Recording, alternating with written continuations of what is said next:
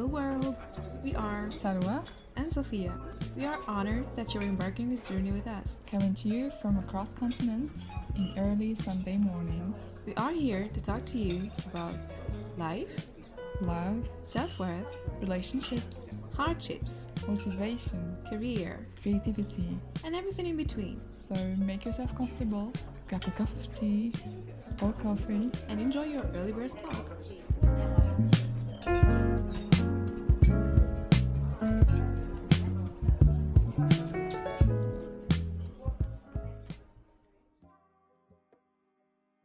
Hello there. You are listening now to our pilot episode. In this episode, you will have an avant-goût of our podcast and what to expect. If you are listening to this on Sunday, you are probably still in quarantine, so we have dropped a few insights about it for you. We hope you enjoy it. I noted down 3 main ideas shaping our attitudes towards life. Because I imagine people sitting down and listening, and in this period, and they're like, people are having different reactions and attitudes towards the situation. Some are maybe like us and trying to make the best out of it, but others are just not. Others are making it more horrible maybe than what it is, and making the catastrophizing the catastrophe, you know? And so maybe our starting point is, hey, there is this idea of your attitude is what shapes your reality. The facts and the events in themselves are Neutral. They're not responsible for your reaction, and you're still responsible for how you reacted. Sometimes, people, they don't choose how they react wisely.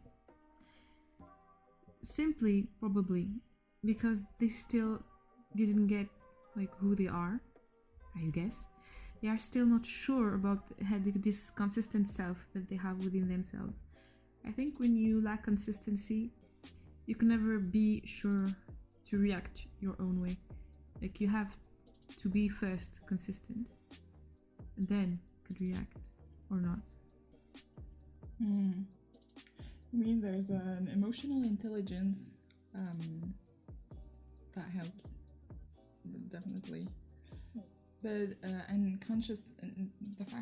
being conscious about the fact that we are reacting in some way or another, because sometimes we feel just dragged in emotion and don't sit back and get conscious about the fact that, oh, this is just me getting emotional, but the facts are actually this, and I am looking at them in a bigger way, or maybe I'm minimizing them.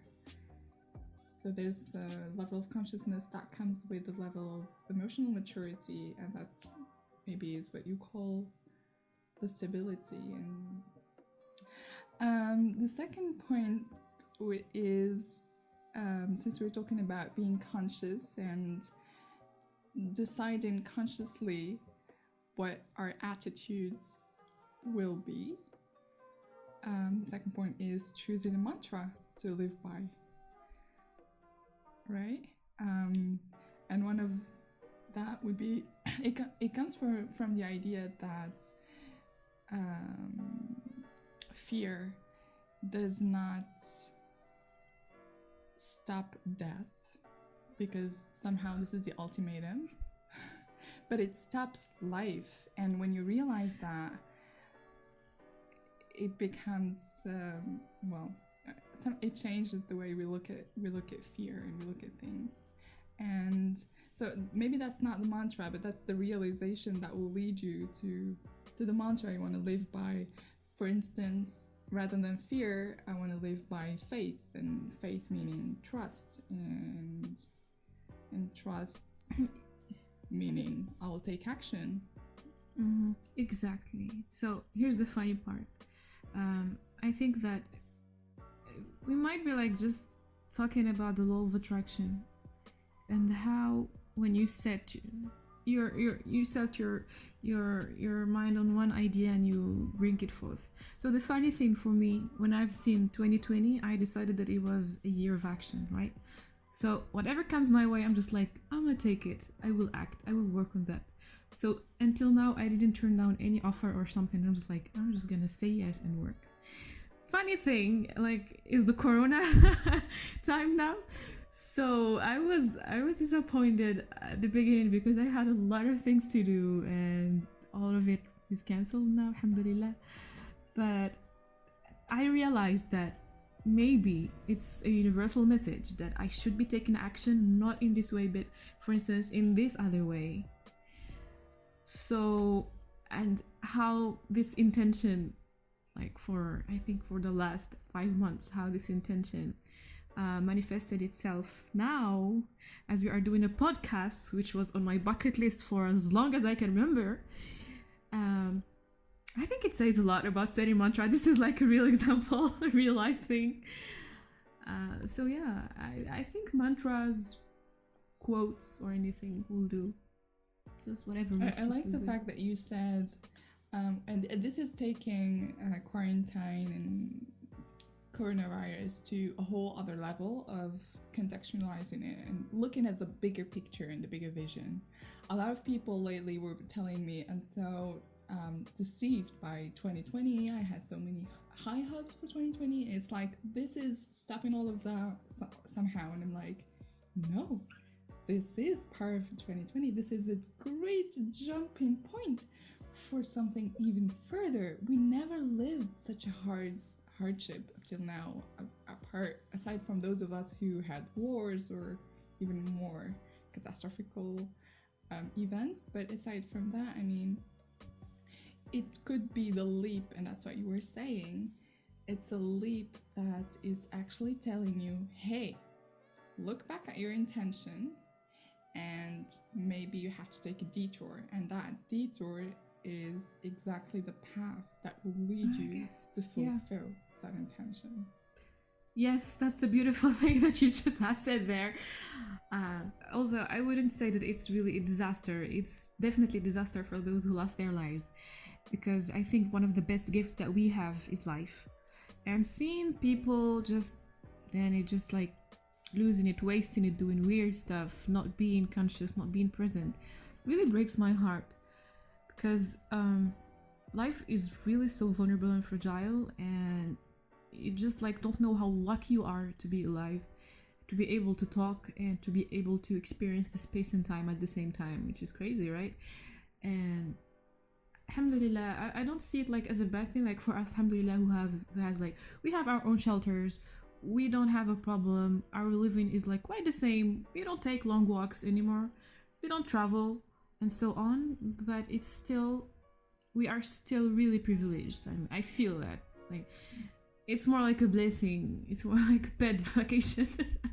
But it's, I don't know how to say it, and just for us, we don't have any right to complain.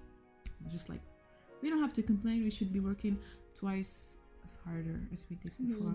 I guess you're right. And maybe even for, I feel like the majority is living it this way, confined somewhere, having a home and, you know, not much at the end of the day to worry about. But some of us are sick, and some of us are in the front. Some of us are going to work in hospitals or in supermarkets or other places, and that's a whole other level of consciousness and somehow like a calling. I feel like those are the people who are chosen and called to fight, really. That's macro action. We just have to do the micro, and it's like, if we're in an orchestra right now, the soloists are those people working in the front, and we are second violin and people who are just creating the atmosphere in the back and making sure not to play any wrong notes and not actually ruin the general atmosphere for the soloists to do their job. I think the thing is, I think that is a personal thing. Is I tend not to think of someone as superior to another. for me, like we are really all of us, like we are equal on the same level of equality anyway. So staying at home is as important as the same job that a doctor is doing up front. So and as you said it, like it's an orchestra. It's an orchestra. So everyone's contribution is precious, and I mean, every life lost is a loss for humanity. Doesn't mean it. No. Which is really cool. Okay, so then what was the third point? The third point is take action and bloom where you are planted. And which brings us back to your circulatory blossoming idea. And let me just, I'll tell you later what's the other quirky thing that you said. I already noted down, but that's gonna come at the end.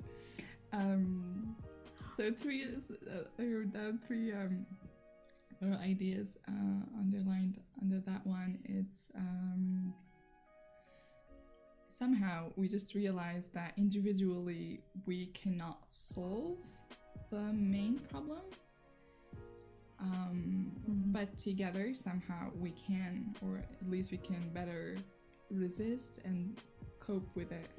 But what we can do, on the other hand, is take action on the micro scale, our own level, our own environment, which is just for us, for instance, was, you know what, we would like to help create a good environment and bring in some grace and love on a Sunday morning. So let's start this podcast. This is a micro level somehow.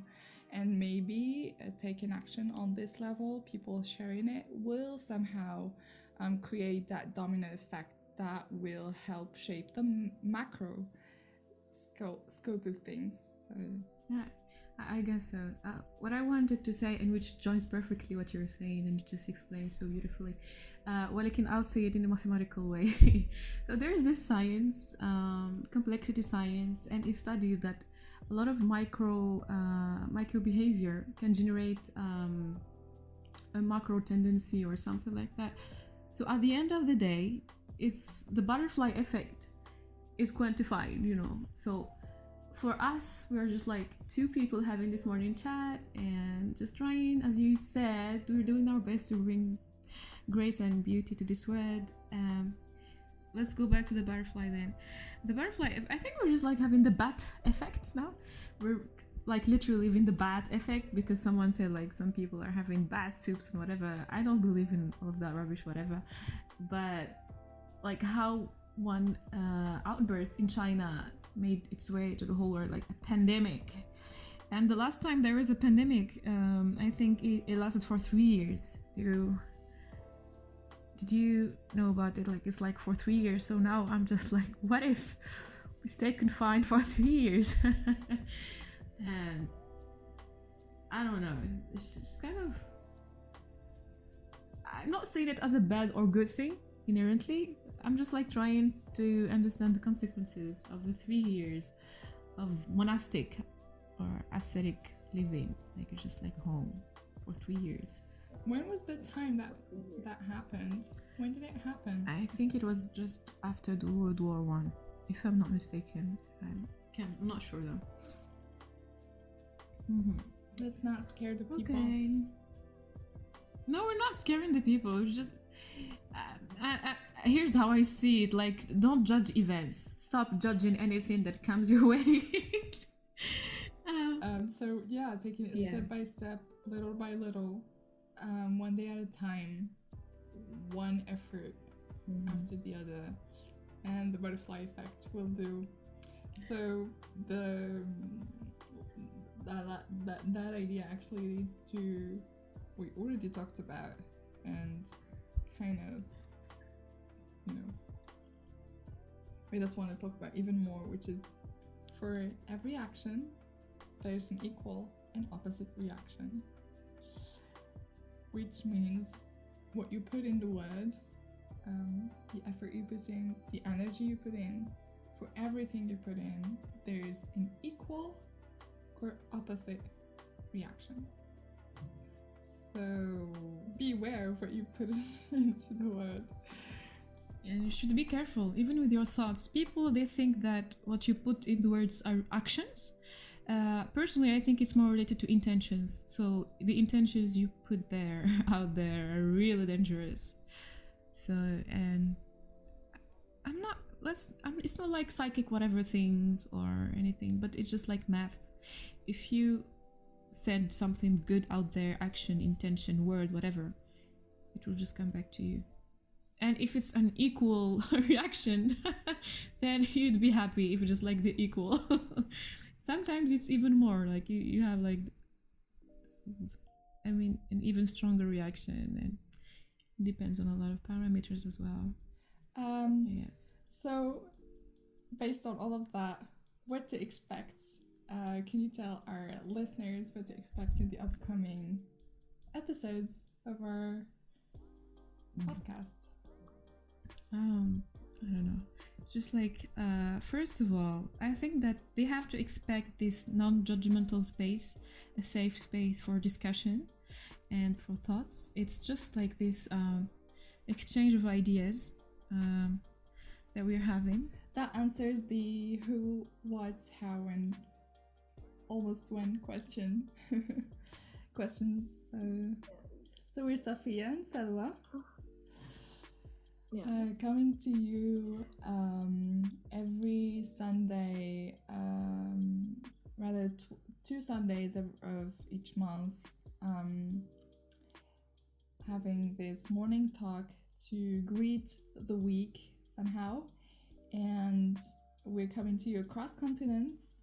This is our friendly chat, spiritual, life, practical, sometimes even physical, I mean mathematical, because we could talk about butterfly effects and Newton's third law of motion, but you realize that, that's the beauty of things.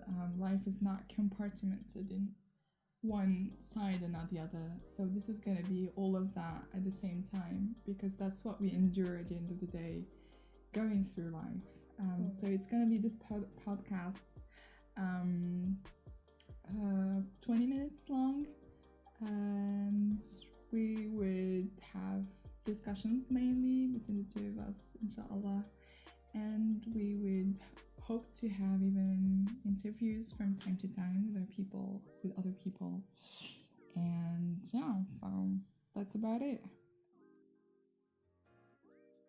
Thanks for listening to our talk. We had a good time recording it for you. Let us know what was your favorite parts. If you liked this episode, please share it with your friends. And don't forget to join the Birds family on Instagram. Peace be upon you all.